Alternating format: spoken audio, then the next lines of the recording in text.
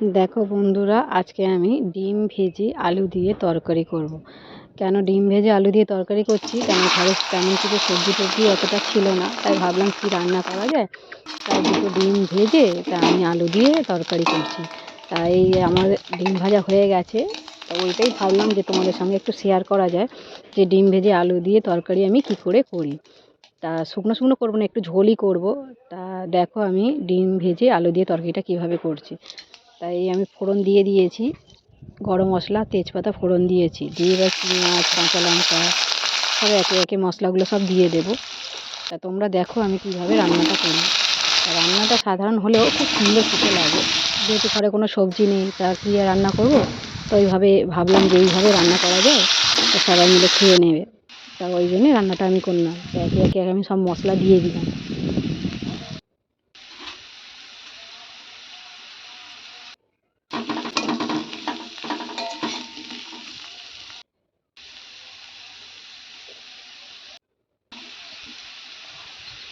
আর সব মশলা আমার দেওয়া হয়ে গেছে, এবার আমি মশলাগুলোকে ভালো করে কষে নেব।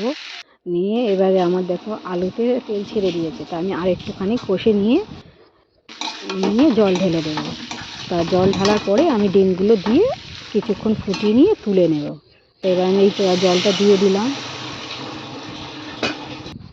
এই যে আমার ফুটে গেছে, এবার আমি ডিমগুলো সব দিয়ে দেবো। তো একে একে সব ডিমগুলো, ভাজা ডিম আমার সব দেয়া হয়ে গেল। এবার একটুখানি ফুটিয়ে তরকারিটা আমি নামিয়ে নেব। তা তোমাদের নামিয়ে দেখাচ্ছি তরকারিটা কেমন হয়েছে।